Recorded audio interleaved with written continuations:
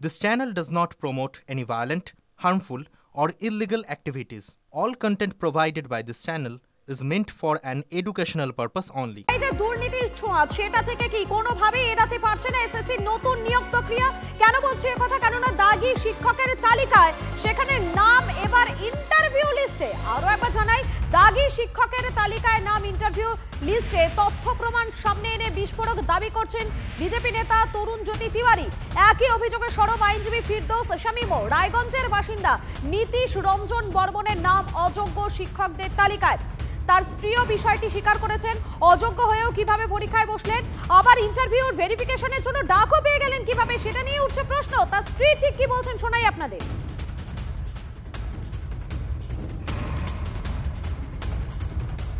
তো স্যার এর মধ্যে স্যার ওনার চাকরি চলে যায়। হ্যাঁ, উনি টেন্টেড ক্যান্ডিডেট ছিলেন 2016 সালের এসএসসি তে। স্যার আবার কালকে আমি দেখলাম ওনার যে ইন্টারভিউ লিস্টের নাম আছে। তারপর স্যার আমি এটাই অবাক হয়ে যাচ্ছি, স্যার উনি টেন্টেড ক্যান্ডিডেট ছিলেন 2016 সালে। ওনার ওএমআর জালিয়াতি ছিল। ওনার যতগুলো আজ অব্দি যতগুলো টেন্টেড লিস্ট দেওয়া হয়েছে পর্ষদ থেকে সবগুলাতে ওনার নাম ছিল। স্যার তা সত্ত্বেও উনি কি করে পরীক্ষাতে বসলেন আর কি করে স্যার ওনার ইন্টারভিউ নাম আসে? আমি স্যার অবাক হয়ে যাচ্ছি স্যার।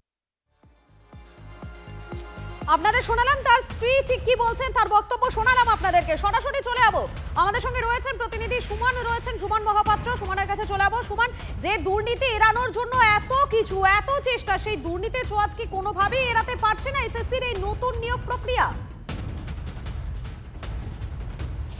দেখো, এই যে অভিযোগটা উঠে এসেছে, এই অভিযোগটা কিন্তু মারাত্মক এবং পুরো নিয়োগ প্রক্রিয়া কিন্তু একটা চ্যালেঞ্জের মুখে পড়ে যাবে, প্রশ্নের মুখে পড়ে যাবে। তার কারণ দাগী তালিকায় যাদের নাম ছিল সুপ্রিম কোর্ট কিন্তু ক্লিয়ার করে দিয়েছিল তারা কোনোভাবে পরীক্ষায় বসতে পারবেন না।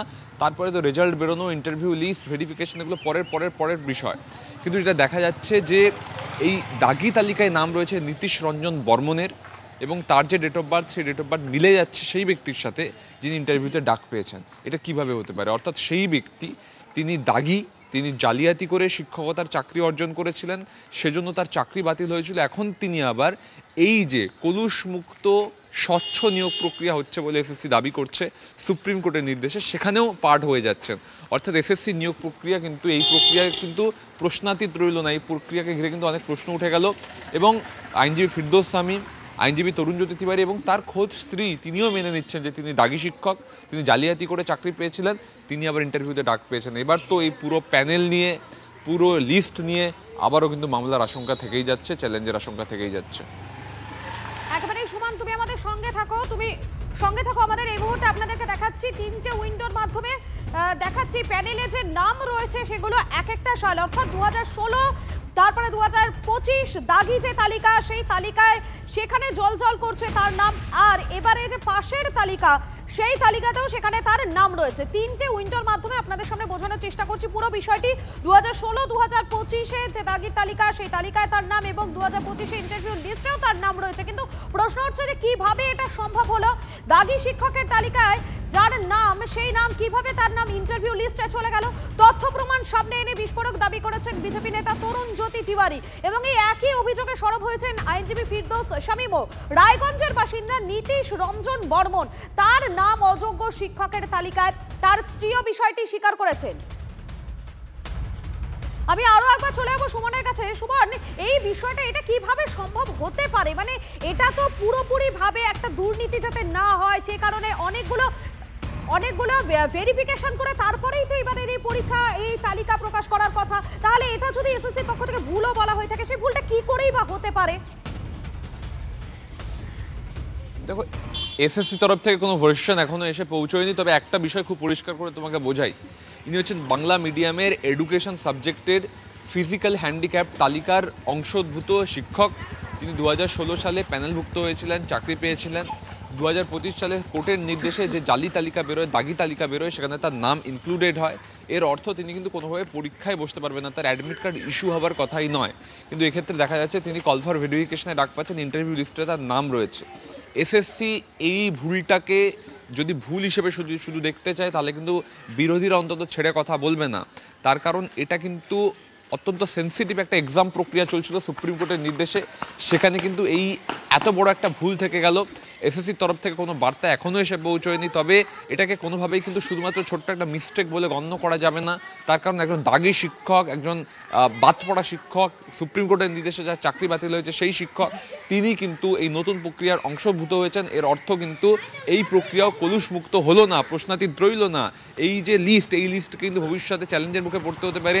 এই লিস্টকে কিন্তু মান্যতা নাও দেওয়ার কথা বলতে পারেন আইনজীবীরা, এবং সেখান থেকে কিন্তু হাজারো হাজারো প্রার্থী যারা একবার চাকরি হারিয়েছিলেন তারপর আবার চাকরির জন্য স্বপ্ন দেখছেন, তাদের মনেও কিন্তু প্রশ্ন যাচ্ছে, তাহলে কি এই প্রক্রিয়াটাও আবার বাতিলের খাতায় পড়ে যাবে না? তো একেবারে সুমন, তুমি আমাদের সঙ্গে থাকো। যে দুর্নীতি থেকে মুক্ত হওয়ার জন্য এসএসসির এত বেশি তৎপরতা, সেই দুর্নীতি থেকে আদৌ কি মুক্ত হওয়া সম্ভব হলো? কেননা যে ছবিটা আপনাদেরকে দেখাচ্ছি 2016 সালে প্যানেলে যার নাম ছিল তার নাম দাগি তালিকাতে, আর তার নামও আবার এই 2025-এর লিস্টে রয়েছে। কিভাবে এটা সম্ভব? এটাই তো সব থেকে বড় প্রশ্ন। এই মুহূর্তে আমাদের সঙ্গে চিন্ময় মণ্ডল রয়েছেন, আপনাকে স্বাগত TV9 বাংলায়। দেখুন, যে বিষয়টি এই মুহূর্তে সামনে আসছে, যে তথ্য প্রমাণ সামনে আনছেন বিজেপি নেতা তরুণজ্যোতি তিওয়ারি, সেটা সাংঘাতিক। যার নাম দাগি তালিকায় রয়েছে তার নাম পাশের তালিকাতেও রয়েছে। শুধুমাত্র পাশের তালিকা বললে ভুল হবে, তিনি ইন্টারভিউর ক্ষেত্রেও ডাক পাচ্ছেন। কিভাবে সম্ভব হতে পারে এটা? আমরা যখন লাস্টবার সুপ্রিম কোর্টের শুনানিতে অংশগ্রহণ করেছিলাম, সেখানে জাস্টিস সঞ্জয় কুমার তিনি বলেছিলেন যে যদি কেউ স্লিপ থ্রু করে যায়, রিক্রুটমেন্ট এক্সামে বসেও যায়, তাহলে ভেরিফিকেশন প্রসেসে যখন তাদেরকে ডাকা হবে তখন তাদেরকে বাতিল করতে হবে। তো এসএসসি সেই সময় বলেছিল যে যদি কেউ ডাক পেয়েও যায় কিন্তু ইন্টারভিউ প্রক্রিয়ার আগে ভেরিফিকেশনে তাকে বাতিল করা হবে। তো সেই জন্য এরকম হয়তো কিছুজন টেন্টের তালিকায় থাকা সত্ত্বেও যদি তার ইন্টারভিউ লিস্টে নাম এসে যায়, তাহলে আমরা জানি যে সামনে ভেরিফিকেশন প্রসেস রয়েছে, সেখানে নিশ্চয়ই তাদের ডকুমেন্টস গুলো ভেরিফাই করার সময় ক্যান্ডিডেটের ক্যান্সেল হবে। একেবারে ধন্যবাদ। দুর্নীতির ছোঁয়াচকে এড়াতে পারছে না এসএসসির নতুন নিয়োগ প্রক্রিয়াও। দাগি শিক্ষকের তালিকায় নাম ইন্টারভিউ লিস্টে তথ্য প্রমাণ সামনে এনে বিস্ফোরক দাবি করছেন বিজেপি নেতা তরুণজ্যোতি তিওয়ারি। একই অভিযোগে সরব হয়েছেন আইনজীবী ফিরদৌস শামীমও। ঠিক কি বলছেন তিনি, শোনাই আপনাদের। একজন ভদ্রমহিলা, তিনি অত্যন্ত কাঁপা কাঁপা গলায় ফোন করলেন এবং ফোন করে তিনি যা তথ্য দিলেন সে সাংঘাতিক। জিজ্ঞাসা করলাম, আপনি স্ত্রী হয়ে আমাকে এই তথ্য দিচ্ছেন কেন? বললো, দেখুন আমাদের সেপারেশনের মামলা চলছে এবং যেহেতু টেন্টেড ক্যান্ডিডেট, তাই ওই মেনটেনেন্সের টাকা দিচ্ছে না, বলছে যে বেসিক্যালি তার সার্ভিস টার্মিনেট হয়ে গেছে এবং তার সঙ্গে যে মামলার নথি সেটাও পাঠিয়েছে। এই যা সেই সময় যা অভিযোগ হয়েছে মামলার নথি সেগুলো পাঠিয়েছে। ডিবি অ্যাক্টে মামলা হয়েছে, এফআইআর হয়েছে, সব বিভিন্ন নথি, তার সঙ্গে মামলার নথি। আর একদিকে টেন্টেড ক্যান্ডিডেট সার্ভিস টার্মিনেট হয়ে যাওয়ার জন্য তার স্ত্রীকে মেনটেনেন্স দিতে পারছে না, মেনটেনেন্স দেবে না, আর ইন্টারভিউ লিস্টে নাম উঠে যাচ্ছে। অদ্ভুত। মমতা বন্দ্যোপাধ্যায়ের পশ্চিমবঙ্গ, তৃণমূল কংগ্রেস শাসিত পশ্চিমবঙ্গ, এটাই স্বাভাবিক। আপনাদের শোনালাম ফিরদৌস শামীম, তিনি ঠিক কি বলছেন তার বক্তব্য শোনালাম। রায়গঞ্জের বাসিন্দা নীতিশ রঞ্জন বর্মন, তার নাম অযোগ্য শিক্ষকদের তালিকায় রয়েছে। এমনকি তার স্ত্রীও সেই বিষয়টি স্বীকার করে নিয়েছেন।